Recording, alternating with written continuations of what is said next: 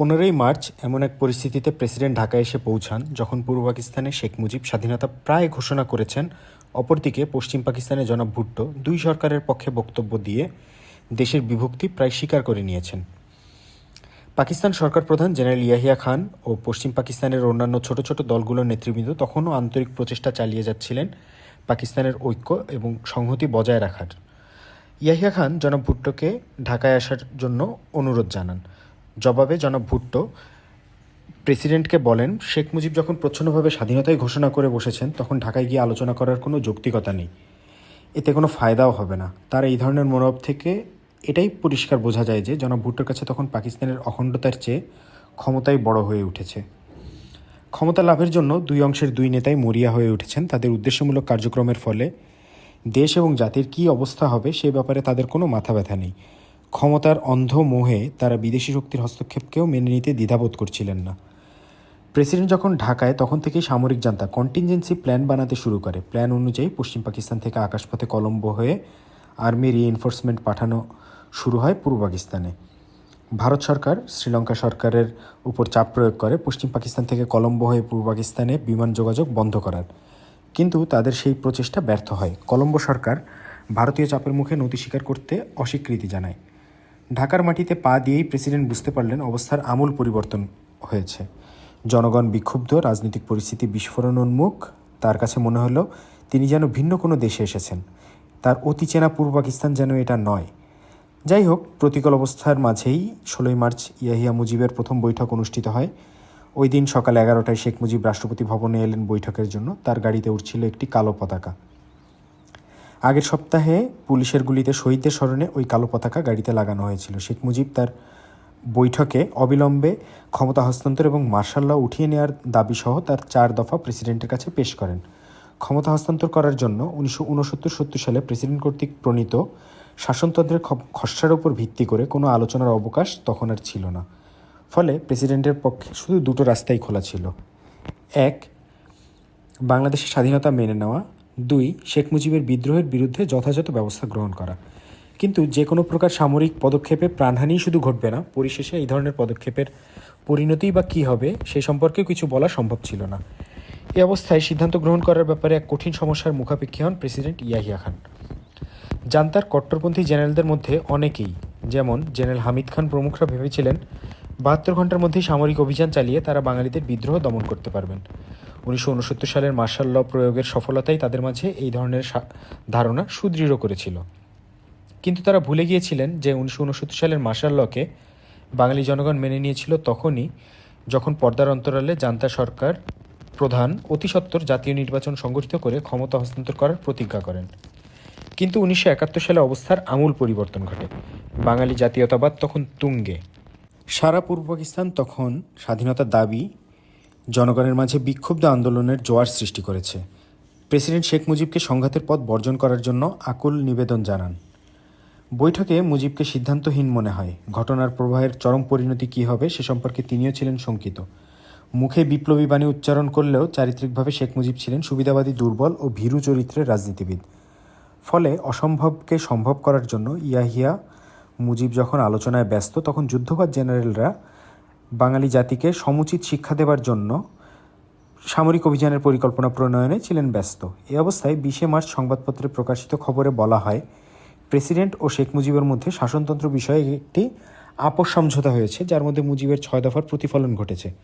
Martial ল অবিলম্বে উঠিয়ে নিয়ে ক্ষমতা হস্তান্তরের ব্যাপারেও একটি সমাধান প্রেসিডেন্ট ও জনাব মুজিবুর রহমান মেনে নিয়েছেন বলেও সংবাদপত্রে খবর প্রকাশিত হয়।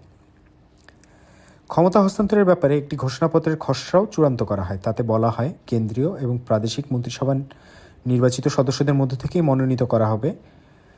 জাতীয় সংসদকে 2টি কমিশনে ভাগ করা হবে। কমিশন 2টি পূর্ব এবং পশ্চিম পাকিস্তানের জনগণের দাবি দেওয়ার পরিপ্রেক্ষিতে প্রয়োজনীয় বিধি নির্ধারণ করবেন, যা পরে শাসনতন্ত্রের অংশ হিসেবে পরিগণিত হবে। এর ভিত্তিতেই জাতীয় অধিবেশনে দেশের জন্য নতুন একটি শাসনতন্ত্র প্রণীত হবে। খসড়া ঘোষণাপত্রে জনাব জি.ডব্লিউ. চৌধুরী প্রণীত 1971 জানুয়ারি শাসনতন্ত্র বিষয়ে খসড়ার আলোকেই কেন্দ্র ও বাংলাদেশের সম্পর্ক নির্ধারিত হবে বলে উল্লেখ করা হয়। খসড়ায় মুজিবের 6 দফার প্রায় সবটাই গৃহীত হয় পাকিস্তানের ঐক্য বজায় রেখে। কিন্তু খসড়া ঘোষণাপত্র সম্পর্কে জান্তার জেনারেলরা নেতিবাচক অভিমত পোষণ করে আসছিলেন গোড়া থেকেই। তাদের মতে চাপে পড়ে প্রেসিডেন্ট এই ধরনের ঘোষণাপত্র তৈরি করতে বাধ্য হয়েছিলেন। ফলে তাদের কাছে প্রেসিডেন্টের ঘোষণাপত্রের তেমন গ্রহণযোগ্যতা ছিল না। পরবর্তীকালে তাদের এই ধরনের মানসিকতা এবং প্রজ্ঞার অভাবই জাতীয় জীবনে নেমে এনেছিল চরম বিপর্যয়। ঢাকার আলোচনায় আবার ফিরে যাওয়া যাক। ঘোষণাপত্রের খসড়া নিয়ে যখন প্রতিদিন বৈঠক হচ্ছিল সকাল বিকাল, আলোচনা চলছিল দুই পর্যায়ে, প্রেসিডেন্ট এবং মুজিবুর রহমানের মধ্যে এবং দুই পক্ষের বিশেষজ্ঞদের মধ্যে। প্রেসিডেন্টের পক্ষে বিশেষজ্ঞ ছিলেন জাস্টিস কর্নওয়ালিস, জেনারেল পীরজাদা এবং জনাব এম আহমেদ। চতুর্থ সদস্য ছিলেন কর্নেল হাসান। জান্তার মূল সদস্যদের মাঝে জেনারেল হামিদ, জেনারেল গুল হাসান, জেনারেল ওমর, জেনারেল মিট্টা প্রমুখ সবাই ঢাকায়। তখন তারা নিয়মিত নিজেদের মধ্যে এবং প্রেসিডেন্টের সাথে আলোচনা করছিলেন সার্বিক অবস্থার গতিপ্রবাহ নিয়ে। আলোচনার কেন্দ্র ও প্রাদেশিক অর্থনীতি এবং অন্যান্য প্রাসঙ্গিক ভবিষ্যৎ সম্পর্কিত বিষয়গুলি মূলত প্রাধান্য পাচ্ছিল। কর্নেল হাসানের মতে, প্রেসিডেন্ট যখন শেখ মুজিবের দাবিগুলো সমঝোতার ভিত্তিতে একের পর এক মেনে নিচ্ছিলেন, তখন জেনারেলরা প্রেসিডেন্টকে সতর্ক করে দিয়ে বলেছিলেন জাতীয় সরকারকে দুর্বল করা হলে তার পরিণতির জন্য প্রেসিডেন্টকেই দায়ী থাকতে হবে। পাকিস্তান আর্মির গর্বিত জেনারেলরা মনে করতেন জাতীয় মর্যাদা অক্ষুণ্ণ রাখার দায়িত্ব শুধু তাদেরই। 50 দশকে আইয়ুব খানের ক্ষমতা দখলের পর থেকেই জাতীয় স্বার্থের একচ্ছত্র ধারক ও বাহক হয়ে ওঠে পাকিস্তানের সেনাবাহিনী। সর্বপরিসরে রাজনীতিবিদদের তারা করুণার চোখেই দেখতেন। জাতীয় রাজনীতির ক্ষেত্রেও তাদের কোনো ভূমিকা আছে এটা তারা নির্দ্বিধায় অবিশ্বাস করতেন। অবশ্যের ব্যতিক্রমও ছিল। সেনাবাহিনীর অনেকেই চাইছিলেন বর্তমান সমস্যার একটি যুক্তিসঙ্গত রাজনৈতিক সমাধানই হওয়া উচিত। সমাধান অবশ্যই পাকিস্তানের দুই অংশের জনগণের কাছেই গ্রহণযোগ্য হতে হবে। তখনকার পরিবেশে সেনাবাহিনীর বৃহৎ অংশ এবং পশ্চিম পাকিস্তানের সাধারণ জনগণ সানন্দে শেখ মুজিবকে প্রধানমন্ত্রী হিসেবে গ্রহণ করতে প্রস্তুত ছিল। তবে শর্ত ছিল একটাই, শেখ মুজিব পাকিস্তানের অখণ্ডতা বজায় রাখবে। একইভাবে পূর্ব পাকিস্তানের সাধারণ জনগণও পাকিস্তানকে দ্বিখণ্ডিত করার পক্ষে ছিল না। তাদের দাবি ছিল সত্যিকারের নির্ভেজাল স্বায়ত্তশাসন। অর্থনৈতিক বৈষম্যের বিরুদ্ধেই তারা সোচ্চার হয়ে উঠেছিল। তারা চাইছিল অর্থনৈতিক শোষণের অবসান ঘটিয়ে তাদের জীবনযাত্রার মান উন্নয়ন করতে। কিন্তু সাধারণ জনগণের ইচ্ছার তখন কোনো দাম ছিল না। পাকিস্তানের ভাগ্য তখন সুস্পষ্টভাবে নির্ভর করছিল দুই রাজনৈতিক নেতার উপর, পশ্চিম পাকিস্তানের জনাব ভুট্টো আর পূর্ব পাকিস্তানের জনাব শেখ মুজিব। কিন্তু উচ্চাভিলাষী দুই নেতাই তখন ক্ষমতার লোভে অন্ধ। জাতীয় স্বার্থের চেয়ে নিজেদের ক্ষমতাই তখন তাদের কাছে মুখ্য। 1970-এর নির্বাচনের পরে আওয়ামী লীগের পক্ষে রাষ্ট্রীয় নীতি নির্ধারণী বড় সমাবেশ সর্বপ্রথম অনুষ্ঠিত হয় 1971 সালে 3রা জানুয়ারি রমনা রেসকোর্সে, বর্তমানে সোহরাওয়ার্দী উদ্যান। ওই দিন আওয়ামী লীগের নির্বাচিত জাতীয় ও প্রাদেশিক পরিষদের সদস্যদের শপথবাক্য পাঠ করান স্বয়ং শেখ মুজিব। এই শপথের শেষ বাক্যটি ছিল জয় বাংলা, জয় পাকিস্তান। দৈনিক পাকিস্তান, 4 জানুয়ারি 1971। এই শপথ গ্রহণ অনুষ্ঠানের বিবরণী সম্পর্কে দৈনিক পাকিস্তানের ভাষ্য, দেশের সর্বত্র শান্তি শৃঙ্খলা বজায় রাখার ব্যাপারে সবিশেষ গুরুত্ব আরোপ করিয়া শেখ মুজিব গণতান্ত্রিক বিজয়কে সুসংহত করার স্বার্থে সন্ত্রাসবাদী দালালদের বাড়াবাড়ি দমনের জন্য দেশবাসীকে সদা প্রস্তুত থাকার জন্য আহ্বান জানান। তিনি বলেন, ইউনিয়নে ইউনিয়নে, মহল্লায় মহল্লায় আওয়ামী লীগ গঠন করুন এবং রাতের অন্ধকারে যাহারা ছোরা মারে তাদের খতম করার জন্য প্রস্তুত হন। রাতের অন্ধকারে যাহারা ছোরা মারে, মানুষ মারে, সেই সব বিপ্লবীদের উদ্দেশ্যে তিনি বলেন, চোরের মতো রাতের অন্ধকারে মানুষ হত্যা করিয়া বিপ্লব হয় না। বিপ্লব চোরের কাজ নয়। সন্ত্রাসবাদী ও সন্ত্রাসবাদের দালালদের খতম করার জন্য তিনি প্রত্যেক নাগরিককে বাঁশের লাঠি এবং সুন্দরী কাঠের লাঠি বানাইবার পরামর্শ দেন। শেখ মুজিব বলেন, প্রত্যেকের হাতে আমি হয় বাঁশের নয় সুন্দরী কাঠের লাঠি দেখিতে চাই। উপরোক্ত দুটি ঘটনার প্রথমটি অর্থাৎ শপথে জয় পাকিস্তান যোগ করে তিনি স্পষ্ট পাকিস্তানের প্রতি তার আনুগত্য অক্ষুণ্ণ রেখেছেন। দ্বিতীয় ঘটনাটিও এই আনুগত্যেরই বহিঃপ্রকাশ। কেননা পাকিস্তানের অখণ্ডতার মূলে আঘাত হেনে তথা স্বাধীন পূর্ব বাংলা কায়েমের প্রস্তাব তুলে সশস্ত্র যুদ্ধের কর্মসূচি দিয়েছিলেন যে সমস্ত বিপ্লবীরা, শেখ মুজিবের কাছে তারা হলেন সন্ত্রাসবাদী ও সন্ত্রাসবাদের দালাল। স্বাধীনতাকামী এই সন্ত্রাসবাদীদের খতম করার জন্য বাঁশ ও সুন্দরী কাঠের লাঠির ব্যাপক আয়োজন করেছিলেন তিনি। একই ভাষণে জেনারেল ইয়াহিয়া খানকে তার প্রতিশ্রুতি রক্ষা করার জন্য ধন্যবাদ ও অভিনন্দন জানিয়েছেন শেখ মুজিব। এই সম্পর্কে ওই দিনের পাকিস্তান অবজারভার প্রতিবেদনে বলা হয়, Sheikh Mujib thanked Pakistan President Yahya for fulfilling his commitment in holding the elections. However, he said that there were a section among his subordinates who are still conspiring to undo the election result. বক্তব্যটা পরিষ্কার। শেখ মুজিব এই অভিনন্দন যে যথার্থই অভিনন্দন ছিল তার প্রমাণ জেনারেল ইয়াহিয়া খানও রেখেছিলেন 13ই ফেব্রুয়ারি তার নির্দেশের মাধ্যমে। তিনি নির্দেশ দেন 3রা মার্চ ঢাকায় জাতীয় সংসদের অধিবেশন বসবে। 22শে ফেব্রুয়ারি তিনি তার মন্ত্রিপরিষদ বাতিল ঘোষণা করেন। 28শে ফেব্রুয়ারি শেখ মুজিব সমস্ত পূর্ব পাকিস্তানকে স্তম্ভিত করে দিয়ে ঘোষণা দেন 6 দফা কারোর উপর চাপিয়ে দেওয়া হবে না। দি ডেইলি ডন, 1 মার্চ 1971। এই ডন পত্রিকাটির মালিক হচ্ছে কুখ্যাত 22 পরিবারের অন্যতম হারুন পরিবার। এই হারুন পরিবারেরই আরেকটি প্রতিষ্ঠান আলফা ইন্স্যুরেন্স কোম্পানিতে শেখ মুজিব বিনা কাজে কিন্তু মোটা বেতনে একটা চাকরি করতেন।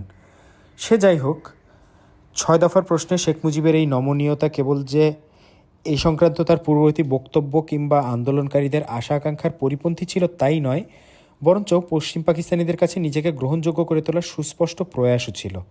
অর্থাৎ তার এই বক্তব্য হচ্ছে পাকিস্তানের রাষ্ট্রক্ষমতা গ্রহণের প্রস্তুতির প্রমাণ। প্রেসিডেন্টের 13ই ফেব্রুয়ারির ঘোষণার তীব্র বিরোধিতা করেন জনাব ভুট্টো। তিনি এই বলে হুমকি দেন, যদি পশ্চিম পাকিস্তানের নির্বাচিত কোনো প্রতিনিধি 3রা মার্চের অধিবেশনে অংশগ্রহণ করার জন্য ঢাকায় যায় তবে তার ঠ্যাং ভেঙে দেওয়া হবে। জনাব ভুট্টোর কঠোর বিরোধিতার মুখে প্রেসিডেন্ট 1 মার্চ এক বিবৃতির মাধ্যমে ঢাকায় অনুষ্ঠিতব্য জাতীয় পরিষদের অধিবেশন স্থগিত ঘোষণা করেন বাধ্য হয়েই।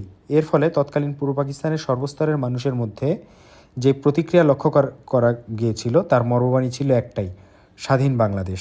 2রা মার্চ বাংলাদেশ ছাত্র ও যুব সমাজের পক্ষ থেকে ডাকসু ভিপি আসামা আব্দুর রব বিশ্ববিদ্যালয়ের বটতলায় স্বাধীন বাংলার পতাকা উত্তোলন করেন। এই পতাকা উত্তোলনের জন্য শেখ মুজিব ছাত্রনেতৃবৃন্দকে যে ভর্ৎসনা করেছিলেন তার প্রত্যক্ষ শ্রোতা ও দর্শক আজও অনেকেই বেঁচে আছেন। 3রা মার্চ পল্টন ময়দানে ছাত্রলীগের জনসভায় ছাত্রলীগের সাধারণ সম্পাদক জনাব শাহজাহান সিরাজ স্বাধীনতার ইশতেহার পাঠ করেন। এই জনসভায় ঘোষণা দেওয়া হয়েছিল সভা শেষে শেখ মুজিব মিছিলের নেতৃত্ব দেবেন, কিন্তু শেষ মুহূর্তে বক্তৃতার এক পর্যায়ে স্বয়ং শেখ মুজিবই মিছিলের কর্মসূচি বাতিল করেন। কারণ হিসেবে তিনি তৎকালীন আইজি পুলিশ জনাব তসলিমউদ্দিন সাহেবের বরাত দিয়ে ছাত্র নেতৃবৃন্দকে বলেন তার কাছে গোয়েন্দা বিভাগের খবর আছে মিছিলে যোগদান করলে তাকে মেরে ফেলার ষড়যন্ত্র এঁটেছে সামরিক শাসক গোষ্ঠী। অত্যন্ত চতুর যুক্তি। সত্যি কি জীবনাশের হুমকির মুখে তিনি একটি মিছিলের ঘোষণা বাতিল করেছিলেন, নাকি স্বাধীনতা ইশতেহার পার্টি ছিল তার কারণ, সেটা গবেষণার বিষয়। 7ই মার্চ রেসকোর্স ময়দানে শেখ মুজিব এক বিশাল জনসমাবেশে বক্তৃতা দেন। এই ভাষণেই তিনি সর্বপ্রথম স্বাধীনতার কথাটি উচ্চারণ করেন। তিনি বলেন, এবারের সংগ্রাম আমাদের মুক্তির সংগ্রাম, এবারের সংগ্রাম আমাদের স্বাধীনতার সংগ্রাম। অবশ্য ভাষণের সমাপ্তিতে একই সাথে তিনি স্লোগান দেন, জয় বাংলা, জয় পাঞ্জাব, জয় সিন্ধু, জয় বেলুচিস্তান, জয় সীমান্ত প্রদেশ, জয় পাকিস্তান। একই ভাষণে এই ধরনের স্ববিরোধী বক্তব্যকে সশস্ত্র স্বাধীনতা সংগ্রামের চূড়ান্ত ঘোষণা হিসেবে গ্রহণ করা কতটুকু যুক্তিসঙ্গত সেটা বিবেচনা করার ভার পাঠকগণের উপরই ছেড়ে দিলাম। আশ্চর্যজনক হলেও স্বাধীনতা যুদ্ধের ইতিহাস দলিলপত্র নামক প্রকাশিত গ্রন্থে ওই কয়টি স্লোগানের উল্লেখ নাই। এর রহস্য কী? তবে এই স্লোগানগুলো দিয়ে যে শেখ মুজিব তার ভাষণ উচ্চারণ করেছিলেন তার সাক্ষী হিসেবে বর্তমান রয়েছে সেই সময়কার সমসাময়িক পত্রিকা, সেই জনসমাবেশে যারা উপস্থিত ছিলেন সেই সব ব্যক্তিবর্গ। 14ই মার্চ শেখ মুজিব ঘোষণা দেন তিনি প্রেসিডেন্ট ইয়াহিয়া খানের সাথে আলোচনা করতে প্রস্তুত। এরপরই 15ই মার্চ ইয়াহিয়া খান ঢাকায় চলে আসেন এবং 16ই মার্চ 11টায় জেনারেল ইয়াহিয়া ও শেখ মুজিব 1.5 ঘন্টা কোনো সাহায্যকারী ছাড়াই রুদ্ধদ্বার বৈঠক করেন। 17ই মার্চ একইভাবে একান্ত বৈঠক হয়, এটাও ছিল কোনো সাহায্যকারী ছাড়া। মুজিব ইয়াহিয়ার 3য় দফার রুদ্ধদ্বার বৈঠক হয় 19শে মার্চ শুক্রবার। এই দিন রাতে দুই পক্ষের 3 জন করে উপদেষ্টা আলাদা বৈঠকে মিলিত হন। 20শে মার্চ শনিবার আওয়ামী লীগের 6 জন শীর্ষস্থানীয় সহকর্মী নিয়ে শেখ মুজিব প্রেসিডেন্ট ইয়াহিয়ার সাথে 1 ঘন্টা 30 মিনিট আলোচনা করেন এবং পরে তার বাসভবনে সাংবাদিকদের শেখ মুজিব বলেন, আলোচনায় কিছুটা অগ্রগতি হয়েছে। তিনি বলেন, রাজনৈতিক সংকট সমাধানের পথে তিনি এগুচ্ছেন। এই বৈঠকের পর পাকিস্তানের খবরের কাগজগুলোতে প্রকাশ পায় যে মুজিব ও ইয়াহিয়া খানের মধ্যে বড় রকমের সমঝোতা হয়েছে। এই সম্পর্কে দি ডনে পরিবেশিত খবরটি ছিল, Mr. Bhutto held a night-long session on Monday with his party men examining the terms of the board agreement and the understanding reached between President Yahya Khan and Sheikh Mujibur Rahman to end the present political crisis in the country. The Dawn, 25th March 1971. এই broad agreement সম্পর্কে শেখ মুজিব কিংবা তার আওয়ামী লীগ আজ পর্যন্ত খোলামেলা কিছুই দেশবাসীকে জানায়নি। আজ অবধি দেশবাসীকে এই ব্যাপারে অন্ধকারে রাখা হলো কেন? 25শে মার্চ রাতে আত্মসমর্পণ বা গ্রেফতারের আগে বিশ্ববিখ্যাত ফরাসি দৈনিক লা মন্ডের সাথে দেয়া এক সাক্ষাৎকারে শেখ মুজিব বলেন, It's the Pakistan government not aware that I am the only one able to save East Pakistan from communist? অর্থাৎ কমিউনিস্টদের খপ্পর থেকে পূর্ব পাকিস্তানকে রক্ষা করার তিনিই একমাত্র ভরসা। তার কাছে ক্ষমতা হস্তান্তরের কোনো বিকল্প নেই। সাক্ষাৎকারটি লা মন্ডে ছাপা হয়েছে 31শে মার্চ 1971 তারিখে। 25শে মার্চ দিবাগত রাত্রে 11:30টার দিকে পাক বাহিনী শহরে প্রবেশ করে। এর আগেই শেখ মুজিব তার সহকর্মীদের সরে পড়ার এবং যান বাঁচাবার উপদেশ দিয়ে নিজের পরিবার পরিজনদেরকে এমনকি তার গাভীটিকেও অন্যত্র সরিয়ে দেন। এমনকি তার বহুল পরিচিত বডিগার্ডকেও রাত 10:30টার পর ধানমন্ডি 32-এ আর দেখা যায়নি। Pakistan army, Rajarbagh police line, Pilkhana, EPR সদর দপ্তর, ঢাকা বিশ্ববিদ্যালয় প্রভৃতি জায়গায় অভিযান চালিয়ে শেষ রাতের দিকে 32 নম্বর ধানমন্ডির বাসা থেকে শেখ সাহেবকে নিয়ে যায়। এদিকে চলতে থাকে এক নাগাড়ে নির্বিকার পাশবিক গণহত্যা। মুক্তিযুদ্ধের পুরো 9 মাস বেগম ফজিলাতুন্নেসা, শেখ মুজিবুর রহমানের স্ত্রী, শেখ রেহানা, শেখ হাসিনা ও পরিবারের অন্যান্য সদস্যরা পাকিস্তান সরকারের ভাতায় ঢাকা শহরে নিরাপদ জীবনযাপন করেছেন। তাদের স্বাভাবিক জীবনধারায় কোনো ব্যাঘাত ঘটেনি। পিজি হাসপাতালে শেখ মুজিবের বৃদ্ধা মা বাবার চিকিৎসা হয়েছে সরকারি পৃষ্ঠপোষকতায় এবং শেখ হাসিনা এবং তার মা তাদেরকে দেখতেও গেছেন হাসপাতালে ভিআইপি দর্শনার্থীর মতো। কোনো দিন হাসপাতালে রাত্রিও কাটিয়েছেন নির্বিঘ্নে। উপরোল্লেখিত ঘটনাবলী লক্ষ্য করলে দেখা যায় 7ই মার্চ রেসকোর্সের ময়দানে স্বাধীনতার পরোক্ষ ইঙ্গিত প্রদান করা ছাড়া শেখ মুজিব 71-এর 3রা জানুয়ারি থেকে 25শে মার্চ রাত পর্যন্ত পাকিস্তানের সংহতির পরিপন্থী কোনো অবস্থান গ্রহণ করেননি। শুধু 21শে মার্চ প্রেসিডেন্ট ইয়াহিয়া খানের সঙ্গে শেখ মুজিবের বিশেষ জরুরি বৈঠকেই ঘটেছিল এর ব্যতিক্রম। শেখ মুজিবের বিশেষজ্ঞদের মাঝে ছিলেন জনাব তাজউদ্দিন আহমেদ, জনাব নজরুল ইসলাম, জনাব মোশতাক আহমেদ, জনাব কামারুজ্জামান, জনাব মনসুর আলী প্রমুখ আওয়ামী লীগের প্রথম সারির নেতৃবৃন্দ। শাসনতন্ত্র বিষয়ে প্রধান পরামর্শদাতা ছিলেন জনাব কামাল হোসেন। এছাড়া বেশ কয়েকজন অর্থনীতিবিদ তাদের সাহায্য করেছিলেন। যদিও এদের কেউই প্রত্যক্ষভাবে আলোচনায় অংশগ্রহণ করছিলেন না, তবুও তারা কট্টর দাবিগুলোর ব্যাপারে ছিলেন সোচ্চার। তাদের পরোক্ষভাবে সাহায্য করেছিলেন ফোর্ড ফাউন্ডেশনের আর্থিক মদতপুষ্ট কয়েকজন বিদেশি অর্থনীতিবিদ। প্রেসিডেন্ট এবং শেখ মুজিবের মধ্যে বৈঠক চলে 22শে মার্চ পর্যন্ত। ইতিমধ্যে পশ্চিম পাকিস্তান থেকে ছোট ছোট রাজনৈতিক দলগুলোর প্রতিনিধিরাও ঢাকায় আগমন করেন। 21শে মার্চ জনাব ভুট্টো তার দলীয় প্রতিনিধিদের সাথে ঢাকায় আসেন। প্রেসিডেন্টের সাথে শেখ মুজিবের বোঝাপড়া হয়ে যাচ্ছে মনে করে ভুট্টো হঠাৎ তড়িঘড়ি করে ঢাকায় এসে হাজির হন। পশ্চিম পাকিস্তানের সংখ্যাগরিষ্ঠ দলের নেতা হিসেবে আলোচনাকালে তার উপস্থিতি ছিল নির্দ্বিধায় বিশেষ প্রয়োজনীয়। তাই তার ঢাকা আগমনে রাজনৈতিক পর্যবেক্ষক মহলে ইতিবাচক প্রতিক্রিয়াই পরিলক্ষিত হয়। কিন্তু ঘটনা ঘটে হিতে বিপরীত। ঢাকায় পৌঁছেই তিনি প্রেসিডেন্টের প্রণীত খসড়া ঘোষণাপত্রের তীব্র সমালোচনা করেন। ঘোষণাপত্রের অনেক বিষয়ে তিনি আপত্তি জানান। তিনি দাবি করেন, জাতীয় গণপরিষদ বসার আগে মার্শাল ল উঠিয়ে নিয়ে ক্ষমতা হস্তান্তর করলে সাংবিধানিক জটিলতার সৃষ্টি হবে। ফলে আইনগত শূন্যতার পরিপ্রেক্ষিতে ঘোষণাপত্রেও তার বৈধতা হারাবে। অতএব জাতীয় সংসদের অনুমোদন নিয়েই সব কিছু করার দাবি জানান তিনি। তার এই ধরনের নেতিবাচক মনোভাব ও কার্যক্রমের সমঝোতা প্রক্রিয়ায় শুধু যে বাধার সৃষ্টি করেছিল তাই নয়, অবস্থাকে করে তুলেছিল স্থবির। যাই হোক, প্রেসিডেন্টের উদ্যোগে 22শে মার্চ ইয়াহিয়া, মুজিব এবং ভুট্টো সম্মিলিত বৈঠকে সিদ্ধান্ত গৃহীত হয়। বৈঠকের ঠিক আগের দিন এক হতাশাব্যঞ্জক ঘটনা ঘটে।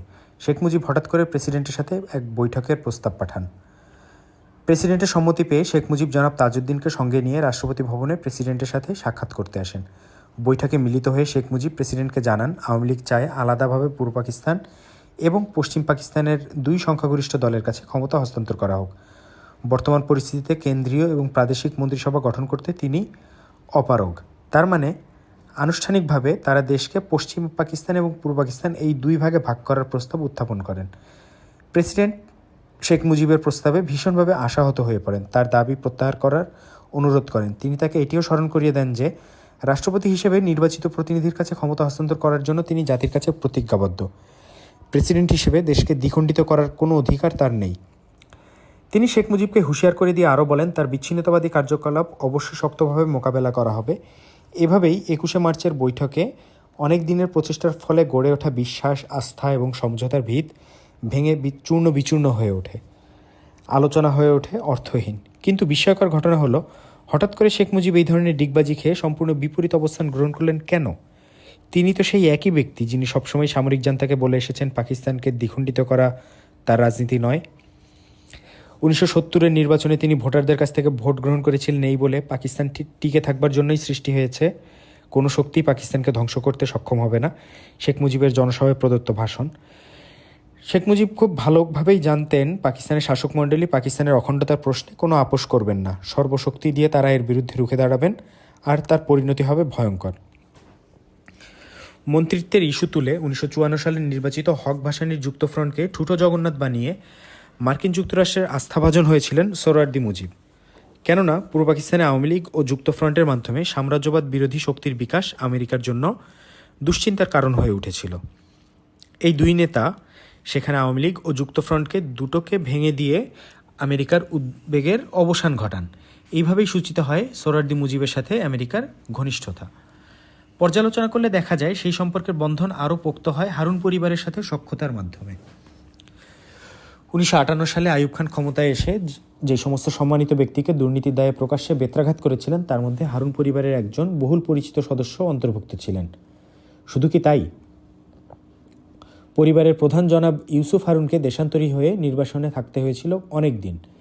জনাব ভুট্টো পররাষ্ট্রমন্ত্রী থাকাকালীন সময়ে তার বিরুদ্ধে অভিযোগ ওঠে তিনি সিআইএর দালাল। জেনারেল আইয়ুব খান অবশ্য নিজেও ক্ষমতা গ্রহণ করেছিলেন আমেরিকার পরোক্ষ সহযোগিতা নিয়ে, কিন্তু 1965 সালের পাক ভারত যুদ্ধে যুদ্ধজোটের প্রধান শরিক আমেরিকার পাকিস্তানের প্রতি আচরণ আইয়ুব খানের মনোপুত হয়নি। তার এই অসন্তোষ লিখিতভাবে আমেরিকাকে জানিয়ে দিয়ে একই সাথে তৎকালীন মার্কিন সাম্রাজ্যবাদের জানি দুশ্মন কমিউনিস্ট গণচীনের সাথে দ্রুত সম্পর্ক উন্নয়নে যত্নবান হয়েছিলেন জেনারেল আইয়ুব। প্রেসিডেন্ট আইয়ুবের এই উদ্যোগ আমেরিকার স্বার্থের পরিপন্থী হওয়ায় তার এই বেয়াদবির সমুচিত সাজা দেবার জন্য আমেরিকা আইয়ুব বিরোধী চক্রান্তে মেতে ওঠে। তাদের এই প্রচেষ্টায় যোগ দেয় আমেরিকার পুরনো এবং বিশ্বস্ত আস্থাভাজন আলফা ইন্স্যুরেন্সের বেতনভুক নেতা শেখ মুজিবুর রহমান এবং বিদগ্ধ হারুন পরিবার। আর 1966 সালে শেখ মুজিবের ঘোষিত 6 দফা হচ্ছে তারই ফসল। 6 দফা অতি উগ্র কর্মসূচি হলেও শেখ মুজিব 6 দফাকে কখনোই পাকিস্তানের জাতীয় সংহতির বিপরীতে দাঁড়া করাননি। যে কোনো মুহূর্তের আন্দোলনের প্রক্রিয়ায় পাকিস্তানের জাতীয় সংহতি বিপন্ন হওয়ার আশঙ্কা দেখা দিয়েছে, সেই মুহূর্তেই শেখ মুজিব সংহতির পক্ষে দাঁড়িয়েছেন। 6 দফাকে মূলত সাধারণ নির্বাচনের বৈতরণী হিসেবেই ব্যবহার করতে চেয়েছিলেন জনাব শেখ মুজিব। কারণ আইয়ুব খানকে শায়েস্তা করার জন্যই 6 দফার পেছনে আমেরিকার সমর্থন ছিল, কিন্তু 6 দফার দ্বারা পাকিস্তানকে দ্বিখণ্ডিত করার ইচ্ছা ছিল না আমেরিকার। এই ব্যাপারে শেখ মুজিবকে পরিষ্কারভাবে সতর্ক করে দিয়েছিলেন তৎকালীন পাকিস্তানে নিযুক্ত আমেরিকার রাষ্ট্রদূত জনাব জে ফারল্যান্ড। জনাব ফারল্যান্ড মার্চ মাসে উত্তাল ঢাকায় এসে শেখ মুজিবের সাথে 2 বার গোপনে এবং একান্তভাবে সাক্ষাৎ করেন বুড়িগঙ্গায় নৌবিহারের মাধ্যমে। এই ব্যাপারে জনাব জিডব্লিউ চৌধুরী তার লাস্ট ডেজ অফ ইউনাইটেড পাকিস্তানে লিখেছেন, মার্কিন যুক্তরাষ্ট্রের রাষ্ট্রদূত জনাব জে ফারল্যান্ড মার্চ মাসে ঢাকায় এসে মুজিবের সাথে সাক্ষাৎ করে তাকে পরিষ্কারভাবে বলেন পাকিস্তানের বর্তমান সংকটকে মার্কিন যুক্তরাষ্ট্র একটি আভ্যন্তরীণ সংকট বলেই মনে করছে এবং এক্ষেত্রে মার্কিন যুক্তরাষ্ট্রের কাছ থেকে শেখ মুজিব কোনো সাহায্যই আশা করতে পারেন না যা পাকিস্তানের স্বার্থের পরিপন্থী বলে বিবেচিত হবে। এ সমস্ত পরিষ্কার জানার পরও শেখ মুজিব কোন সাহসে 21শে মার্চ সব রকম বোঝাপড়ার উপর পানি ঢেলে দিয়ে প্রেসিডেন্ট ইয়াহিয়া খানের কাছে চতুরতার সাথে বিভিন্ন অজুহাত দেখিয়ে কনফেডারেশনের আচ্ছাদনে পাকিস্তানকে দ্বিখণ্ডিত করার প্রস্তাব রেখেছিলেন। এই সাহসের মূল উৎস ও সমর্থন সম্পর্কে তৎকালীন পাকিস্তানের মার্কিন রাষ্ট্রদূত জনাব জে ফারল্যান্ড পরবর্তীকালে লন্ডনে জনাব জিডব্লিউ চৌধুরীকে বলেছিলেন, আমি যখন ঢাকা 71-এর মার্চ মাসে শেখ মুজিবের সাথে সাক্ষাৎ করে পরিষ্কারভাবে জানিয়ে দিয়েছিলাম যে পাকিস্তানের স্বার্থবিরোধী কার্যক্রম তাকে যুক্তরাষ্ট্র কোনো প্রকার সাহায্য করবে না, শেখ মুজিব বেশ হতভম্ব হয়ে গিয়েছিল, কিন্তু তার প্রতি সোভিয়েত রাশিয়া ও ভারতের সমর্থন ও পূর্ণ সহযোগিতা ছিল সুনিশ্চিত। 70-এর নির্বাচনের পর মস্কোপন্থী পার্টিগুলো মস্কোর ইঙ্গিতে শেখ মুজিব ও আওয়ামী লীগকে সার্বিকভাবে সাহায্য ও সহযোগিতা করতে থাকে। তাদের মাধ্যমে শেখ মুজিব মস্কোর সমর্থন পেয়েছিলেন। ভারতের সমর্থন আদায়ের যোগসূত্র ছিল জনাব তাজউদ্দিন আহমেদ, পাকিস্তান সরকারের অপ্রকাশিত নথিপত্র। 52 সালের ভাষা আন্দোলন, 57 সালের মাওলানা ভাসানীর আসসালামু আলাইকুম ঘোষণা, 69 সালের গণ অভ্যুত্থান, সিরাজ শিকদারের জনগণতান্ত্রিক পূর্ব বাংলার কর্মসূচি ঘোষণা, কাজী জাফরের স্বাধীন জনগণতান্ত্রিক বাংলার কর্মসূচি, 70 সালের মুসলিম জননেতা মাওলানা ভাসানীর পূর্ব পাকিস্তান ঘোষণা, 70 সালে পূর্ব বাংলা বিপ্লবী ছাত্র ইউনিয়নের জনগণতান্ত্রিক ছাত্র রাষ্ট্র প্রতিষ্ঠার কর্মসূচি ঘোষণা, 71 সালের নববর্ষে মুজাহিদ সংঘের স্বাধীন পূর্ব পাকিস্তানের রূপরেখা প্রকাশ, শ্রমিক কৃষক সমাজবাদী দলের বিপ্লবী সরকার কায়েমের আহ্বান, বিভিন্ন বামপন্থী দল ও গ্রুপের বিচ্ছিন্ন বিক্ষিপ্ত গেরিলা যুদ্ধের সূচনা প্রভৃতি ঘটনার কথা বাদ দিলেও নিঃসংশয়ে বলা যায় ৭১-এর ১ মার্চ থেকে তৎকালীন পূর্ব পাকিস্তানের সর্বস্তরের মানুষের মধ্যে যে প্রতিক্রিয়া ও মনোভাব লক্ষ্য করা গিয়েছিল তার মর্মবাণী ছিল কোনো সমঝোতা নয়, আপোষ নয়, চাই পূর্ণ স্বাধীনতা। আপোষহীন এই গণচেতনার প্রচণ্ড চাপের মুখে যে কোনো আপোষ ফর্মুলা বাস্তবায়িত করা শেখ মুজিবের পক্ষে হয়ে উঠেছিল অসম্ভব। এই বিষয়ে তৎকালীন ছাত্রনেতা শাহজাহান সিরাজের নিম্ন প্রদত্ত বক্তব্যটি প্রাণিধানযোগ্য। তিনি বলেন, এটা সঠিক যে আওয়ামী লীগের বিরাট অংশ আলাপ আলোচনার মাধ্যমে ৬ দফার সঙ্গে আপোষ করে পাকিস্তানের কেন্দ্রীয় ক্ষমতায় যাওয়ার পদক্ষেপ গ্রহণ করে এবং এক পর্যায়ে আমাদের অজ্ঞাতে শেখ মুজিবকেও তাদের প্রস্তাব মানতে বাধ্য করে। গোলটেবিলের আলোচনার মাধ্যমে পাকিস্তানকে কেন্দ্রে আওয়ামী লীগ এবং পিপলস পার্টির কোয়ালিশন সরকার গঠনের সিদ্ধান্ত নেওয়া হয়। এই সিদ্ধান্ত গোপন থাকলেও যেদিন আমরা এই সিদ্ধান্ত জেনে ফেলি সেই দিনই রাত ১০টায় আমরা কয়েকজন ধানমন্ডির এক বাসায় বৈঠক করি এবং দীর্ঘ আলোচনার পর রাত ১টার দিকে আমরা কোরআন স্পর্শ করে শপথ করি এবং রাত ১:৩০ দিকে মুজিবের বাসভবনে যাই। তার সাথে আলোচনা করে সরাসরি কথাই বলি, আমাদের প্রস্তাব গ্রহণ না করলে আপনার সাথে আমাদের রাজনৈতিক সম্পর্কের অবনতি ঘটবে। শাহজাহান সিরাজ তখন ছিলেন স্বাধীন বাংলাদেশের ছাত্র সংগ্রাম পরিষদের সাধারণ সম্পাদক। ৭১-এর গণহত্যার আসল নায়ককে লেখক আব্দুর রহিম আজাদ। এই উৎস থেকে এই ঘটনাটি সংগৃহীত। উল্লেখিত জনাব শাহজাহান সিরাজের বক্তব্য থেকে তখনকার সময়ে শেখ মুজিব ও আওয়ামী লীগের উপর স্বাধীনতার দাবির চাপের প্রচণ্ডতা ও গুরুত্ব সহজেই অনুধাবন করা যায়। সার্বিক অবস্থা তখন সম্পূর্ণরূপে আওয়ামী লীগ নেতৃবৃন্দের নিয়ন্ত্রণের বাইরে। এই বাস্তবতা শেখ মুজিব ও আওয়ামী নেতৃবৃন্দ পরিষ্কার বুঝতে পেরেছিলেন। তাদের এই নাজুক ও অসহায় অবস্থার পূর্ণ সুযোগ গ্রহণ করে অতিরিক্ত চতুরতার সাথে সমর্থন ও সার্বিক সহযোগিতার মোক্ষম টোপটি ফেলেছিল ভারত ও রাশিয়া। তাদের দেশীয় দালালরা মুমূর্ষু রোগীর মতো শেখ মুজিবকে বোঝাতে সক্ষম হয় যে ভরাডুবির হাত থেকে বাঁচতে এই টোপ গলধকরণ ছাড়া আর কোনো উপায় নেই। বরাবরই স্ববিরোধী ও দোদুল্যমান সুবিধাবাদী চরিত্রের অধিকারী শেখ মুজিব স্বীয় ও দলীয় স্বার্থের খাতিরে ২১শে মার্চ বৈঠকের সিদ্ধান্ত গ্রহণ করেন। তবুও ২২শে মার্চ ত্রিপক্ষীয় বৈঠক অনুষ্ঠিত হয়। বৈঠকের বিবরণ দিতে গিয়ে পরে জনাব ভুট্টো বলেন, বৈঠকে শেখ মুজিব সরাসরি আমাকে প্রস্তাব দেন পশ্চিম পাকিস্তানের প্রধানমন্ত্রী হওয়ার জন্য এবং পূর্ব পাকিস্তানের দায়িত্ব নেবেন তিনি। তার মতে বর্তমানে রাজনৈতিক সংকট এড়ানোর জন্য আর কোনো বিকল্প পথ খোলা নেই। জনাব ভুট্টো আরও বলেন, শেখ মুজিবের প্রস্তাবের পরিপ্রেক্ষিতে আমি প্রেসিডেন্টকে পরিষ্কার জানিয়ে দিই, এই প্রস্তাব আমার পক্ষে গ্রহণ করা সম্ভব নয়, কারণ এই প্রস্তাব পাকিস্তানকে দ্বিখণ্ডিত করার চক্রান্ত।